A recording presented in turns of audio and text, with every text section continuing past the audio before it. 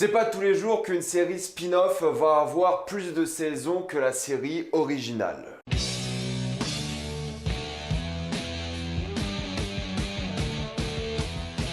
Better Call Saul, saison 5. Comme d'habitude, jusqu'à 8 indiqué dans le titre de la vidéo, il n'y aura pas de spoiler, je tranquille, après on va tout spoiler. Et si vous n'avez pas vu les précédentes saisons de la série, ne vous inquiétez pas, vous pouvez quand même regarder cette vidéo. Better Call Saul est un spin-off de Breaking Bad, c'est-à-dire qu'on va se concentrer sur l'histoire de Saul et de ses débuts, entre comment il est devenu un avocat, des histoires de famille et ses relations avec des gens pas très nets, on va suivre son histoire. Je me demande vraiment comment est-ce qu'ils ont traduit Saul Goodman en français, parce que je voulais faire mon intro en mode tout va bien, mec. Mais ça m'étonnerait que ce soit aussi ringard, mais à vrai dire, en anglais, c'est quand même assez ringard aussi. Better Call Saul est donc un spin-off de Breaking Bad. Vous savez très bien que j'adore Breaking Bad, c'est l'une de mes séries préférées comme quasiment tout le monde. C'est une série chef-d'œuvresque et c'est vrai que j'ai vraiment eu du mal avec Better Call Saul, surtout à ses débuts. J'avais vu la première et deuxième saison quand elles étaient sorties et j'étais pas très intéressé. C'est-à-dire que Better Call Saul, j'aimais pas trop l'histoire de comment il est devenu un avocat, je m'en foutais un peu. Son histoire de famille, pareil, ça m'intéressait pas vraiment et c'est vrai qu'à partir de la saison 3, avec l'arrivée d'un personnage de Breaking Bad, la série est devenue beaucoup mieux à mes yeux. Et j'ai vu la troisième saison en une journée, la quatrième en une journée et la cinquième en une journée. Et ces journées-là étaient les 3 précédentes journées.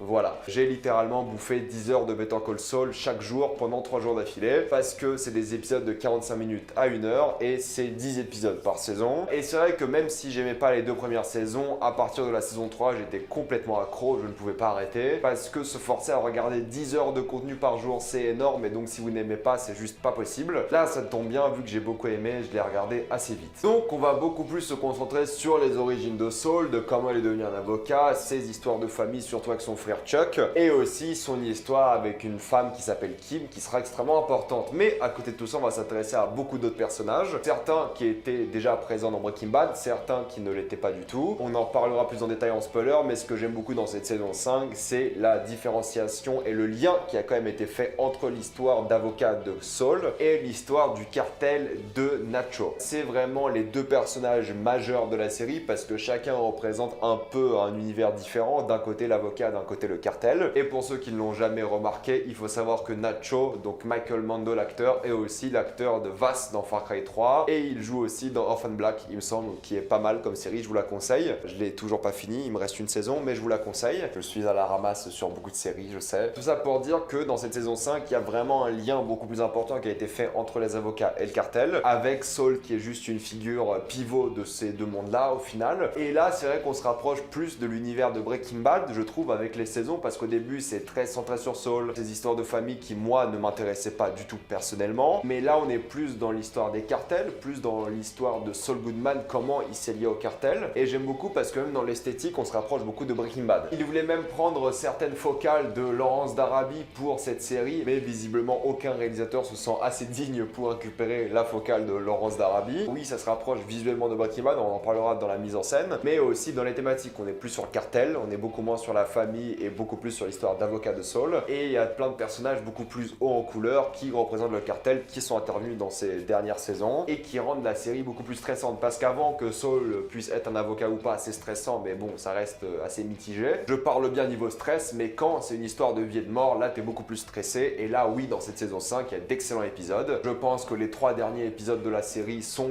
dignes de Breaking Bad à ses meilleurs moments, ça c'est évident. D'ailleurs, j'ai dit série, mais c'est la saison parce qu'il y aura une 6e saison définitive de Better Call Saul qui conclura l'histoire de Saul. Et ça qui est intéressant parce que dans cette série Better Call Saul, il y a des événements qui ont lieu après Breaking Bad aussi. Donc, ça sera aussi une conclusion pour Saul après Breaking Bad et aussi une conclusion pour Saul à comment il est devenu ce qu'il est dans Breaking Bad. Et je pense vraiment que la saison 6, vu la fin de la 5, va vraiment tout exploser. Et ça sera, je pense, vu les enjeux qu'il y a maintenant au niveau de Breaking Bad. Better Call Saul, comme Breaking Bad, s'est amélioré de saison en saison. À chaque fois, je pense que la saison 1 est la pire. Ça veut pas dire que c'est mauvais. Moi, j'ai pas accroché au début, il m'a fallu un peu de temps, mais c'est quand même très bien. Et au fur et à mesure, ça devient de mieux en mieux. Et ça qui est dingue, c'est que ça suit un peu le schéma de Breaking Bad. Alors oui, c'est Vince Gilligan qui bosse dessus. Il a même réalisé quelques épisodes, il me semble, et on remarque bien qu'il est présent. Il il doit être un peu moins présent que Breaking Bad je pense, mais il est quand même présent et ça se ressent. On voit que c'est son bébé aussi pour le coup, mais là il partage un peu la garde je pense. Et c'est vrai que ces 3 dernières saisons, j'ai pas vu le temps passer, surtout ces saisons 5 où j'ai vu tout d'un coup les épisodes se mélangeaient, c'était magique, je me suis jamais ennuyé, j'étais stressé, j'adorais revoir certains personnages et comment ils ont vraiment évolué. Et ça que j'adore dans la série, c'est qu'ils prennent le temps de vraiment faire évoluer tous les personnages. C'est lent comme Breaking Bad, mais c'est aussi intense comme Breaking Bad. Et pour le coup, ce qui est intéressant, c'est que le développement de personnage, il a vraiment un sens. Il y a pas mal de caméos de personnages de Breaking Bad, mais c'est logique. On fait évoluer des personnages qui étaient déjà présents dans Breaking Bad pour des raisons logiques de scénario. Il y a des caméos entre guillemets, mais ils servent l'histoire. C'est pas juste un mec qui est là en mode hey, je suis dans Breaking Bad aussi. Non, là, à chaque fois, c'est ancré dans l'histoire qu'ils veulent raconter et c'est ça qui est fort justement. Ils utilisent l'univers de Breaking Bad à merveille et avec El Camino, là, on a quand même une trinité de contenu assez incroyable. Entre Breaking Bad, Better Call Saul et El Camino, vous avez quoi regarder en tant que fan de Breaking Bad. Et c'est dingue parce que pour l'instant, chaque contenu fait par rapport à Breaking Bad n'a jamais déçu. À quel stade est-ce qu'on va dire dans notre vie que c'est l'une des meilleures choses qui est arrivée à la télévision? Vraiment, c'est incroyable. Donc même si j'aime l'intensité des scènes du cartel et les scènes stressantes avec le monde d'avocat de Saul, il faut admettre que même mise en scène, ça ressemble beaucoup à Breaking Bad. Il y aura beaucoup de plans larges sur le désert, souvent. C'est pour ça qu'il voulait sûrement le même matos que Laurence d'Arabie. Il y aura beaucoup de plans sur des objets en mouvement, les fameux point of view de Breaking Bad, où justement tu avais la caméra sur un objet en mouvement et tu voyais donc un personnage bouger cet objet. Il y aura beaucoup de plans dans des orifices, encore une fois, comme dans Breaking Bad. Tu verras par exemple un personnage réagir à un trou de balle ou à un trou de n'importe quel...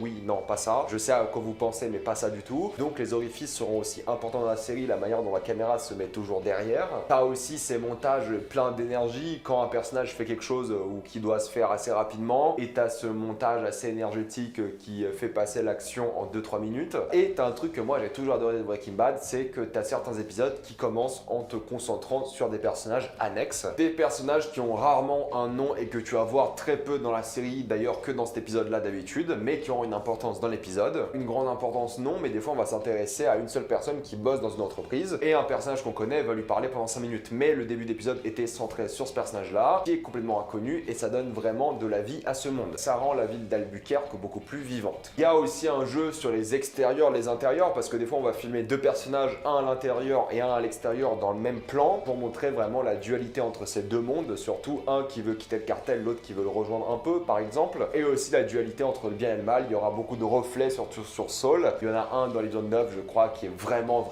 obvious. Pour le coup il n'y a aucune subtilité là-dessus, mais on voit donc le reflet de Saul avec son visage d'un côté et son reflet de l'autre pour montrer sa dualité. Il y a des moments c'est subtil, là ça l'était pas j'avoue, mais ça fonctionne plutôt bien et je trouve qu'ils ont fait un bon taf là-dessus de reprendre un peu la mise en scène de Breaking Bad et de vraiment donner un peu le même code de série que la série originale. Tu vois vraiment que c'est une série qui est vraiment bossée, ça reste l'une des meilleures séries de ces dernières années. Je suis très content de l'avoir reprise il y a pas longtemps, il y a 3 jours certes, mais je suis très content parce que du coup quand tu regardes le travail de mise en scène, tu regardes le travail des acteurs qui sont tous incroyables, que ce soit Saul et surtout Kim qui m'impressionne. Je pense que l'actrice qui joue le personnage de Kim est la meilleure actrice de la série, elle est incroyable parce qu'elle est un peu dure à cuire, mais au final elle a vraiment des scènes très émouvantes. Saul pareil, c'est un peu un lâche et c'est un peu un mec qui a des fois du mal à prouver qui il est réellement. Bob Odenkirk, c'est un acteur aussi phénoménal. En plus, je crois qu'il a récemment lancé sa propre boîte de production et va pouvoir créer du contenu aussi. Enfin bref, c'est un acteur de génie. Mais il y en a plein d'autres, on en parlera en spoiler.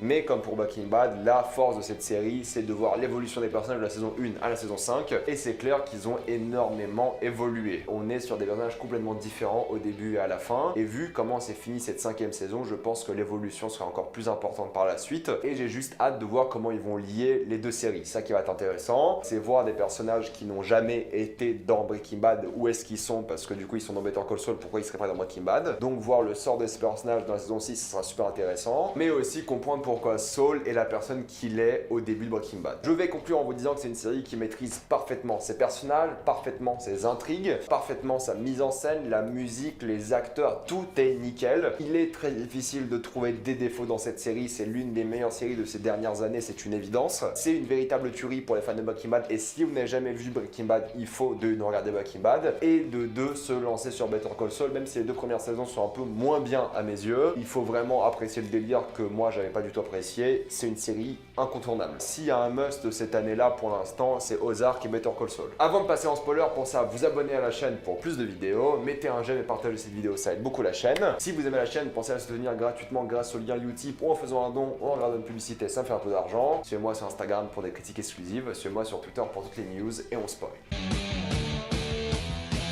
J'aimerais juste avant toute chose revenir sur un événement de la saison 4 que j'avais adoré, qui reste l'une de mes scènes préférées de la série, c'est la scène de karaoké entre Chuck et Saul. J'adore cette scène parce que c'est vraiment une scène qui est super touchante parce que c'est la dernière fois que tu vois Chuck et c'est un peu la manière dont Jimmy fait un peu son deuil, c'est de se rappeler de cette scène où il est devenu avocat et où il a vécu un moment tendre avec son frère avec lequel il avait beaucoup de problèmes parce que son frère avait beaucoup plus réussi que lui. Je vais pas rentrer dans le débat, c'est pas le sujet de la vidéo, mais j'ai envie de souligner cette scène parce que c'est une scène extrêmement touchante et m'a vraiment ému. Et ça, c'est un truc que tu ressens souvent dans Better Call Saul, mais là où la série explose, c'est en intensité. Par exemple, avec l'épisode 9, la fin est complètement folle avec Lalo qui se ramène devant Saul et Kim et qui est super menaçant sans dire grand chose. Et encore une fois, Kim, elle a prouvé que c'est une tuerie en tant qu'actrice. De une, l'actrice est dingue et de deux, en tant que personnage, elle est complètement dur à cuire. Et elle a aucun souci à faire face à l'un des patrons du cartel, ou du moins à quelqu'un de très important dans le cartel. Elle a aucune crainte et elle est là pour Saul. Et ça qui est dingue, c'est qu'au début, tu sens pas trop l'amour entre les deux, je trouve. Tu sais qui c'est, mais on dirait plus une histoire de camaraderie, genre vraiment de personnes qui travaillent ensemble. Au fur et à mesure, ça devient une histoire d'amour, de plus en plus, jusqu'à leur mariage qui était assez touchant aussi dans cette saison. Mais j'adore parce que tu vois que les deux s'élèvent tous les deux l'un par rapport à l'autre. Vu qu'ils bossent dur tous les deux, bah il y en a un pour tirer l'autre vers le haut et vice versa.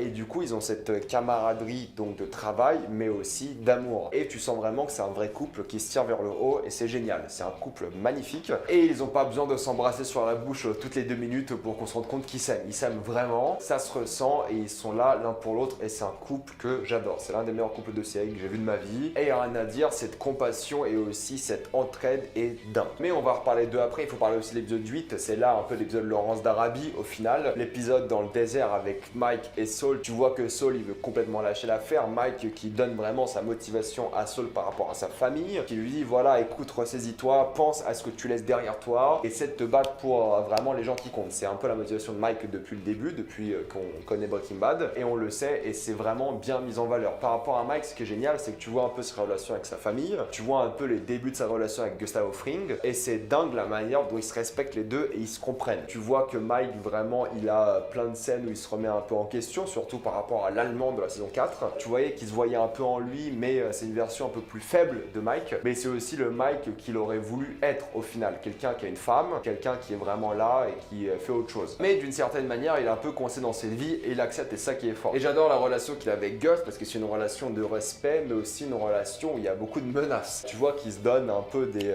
conseils de temps en temps, des conseils un peu forcés. C'est des hommes qui savent ce qu'ils veulent dans leur vie et ils ont compris ça l'un par rapport à l'autre. Et Gus, pareil, là tu vois un endroit un peu plus vulnérable que dans Breaking Bad. Il n'est pas là où il est dans Breaking Bad et tu vois qu'il doit faire des choix. Tu vois que psychologiquement, il n'est pas forcément présent. Il a du mal, il est moins solide que dans Breaking Bad. Là, il a quelques problèmes. Tu vois surtout par rapport à ses restaurants, tu vois par rapport au cartel, tu vois que c'est pas lui le chef. Dans Breaking Bad, c'est lui le chef, on le sait très bien, mais là, ça l'est pas encore et il doit faire des compromis, il doit réfléchir et c'est ça qui est fort. C'est voir ce personnage vraiment changer d'attitude et voir comment il va devenir qui il est dans Breaking Bad. J'aime beaucoup Lalo aussi, même s'il n'a pas encore de développement de personnage, on va voir qu'il aura une place beaucoup plus importante dans la saison 6. J'aime beaucoup la menace qu'il représente, j'aime beaucoup un peu la relève des Salamanca qu'il représente aussi. Et j'adore sa relation avec Nacho parce que Nacho, à un moment, tu dis peut-être il a envie d'être pote avec Lalo d'une certaine manière. Tu vois qu'il hésite peut-être à la fin. Et j'ai hâte de voir comment Nacho va vraiment avoir une histoire concluante dans la saison 6 parce que là, tu sais pas trop quand ça va finir. Il y a l'histoire avec son père, tu vois que c'est un mec qui veut s'en sortir. Et vu qu'on sait rien de lui dans Breaking Bad,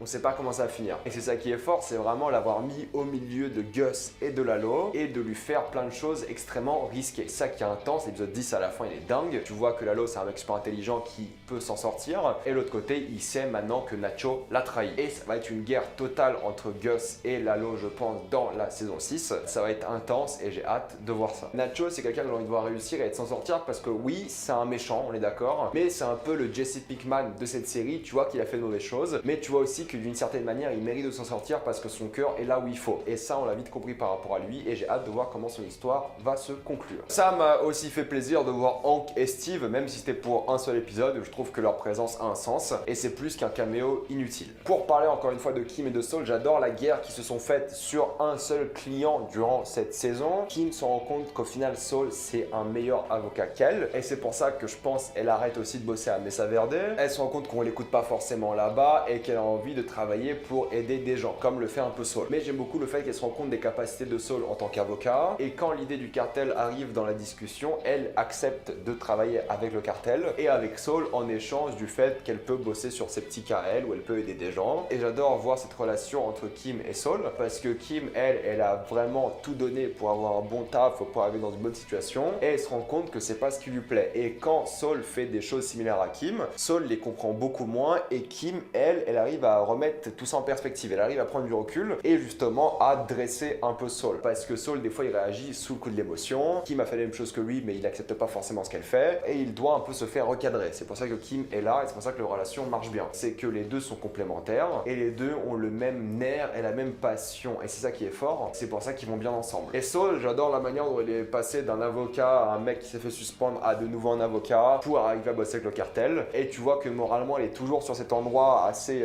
compliqué à expliquer. C'est qu'il veut aider des gens d'un côté, surtout des gens qui font de mauvaises choses. Mais en même temps, ces gens font des mauvaises choses et Saul le sait. Et il veut aussi se faire beaucoup d'argent. Donc moralement, c'est pas la personne dont tu devrais prendre exemple. Et ça que j'aime beaucoup, c'est qu'au final, ça devient un anti-héros. Et son évolution pour devenir le Saul Goodman de Breaking Bad va être assez dingue. Il reste une saison et je pense qu'ils vont tout exploser. Peut-être même littéralement. Voilà, je vais m'arrêter là sur cette critique de la saison 5 de Better Call Saul. Mettez-moi dans les commentaires ce que vous avez pensé de cette saison. Avez-vous adoré, détesté? Comme d'habitude, pensez à vous abonner à la chaîne pour plus de vidéos. Mettez un j'aime et partagez cette vidéo, ça aide beaucoup la chaîne. Si vous aimez la chaîne, pensez à la soutenir grâce au lien Utip ou en faisant un don ou en regardant une publicité, ça me fait un peu d'argent. Suivez-moi sur Instagram pour des critiques exclusives. Suivez-moi sur Twitter pour toutes les news et salut à tous.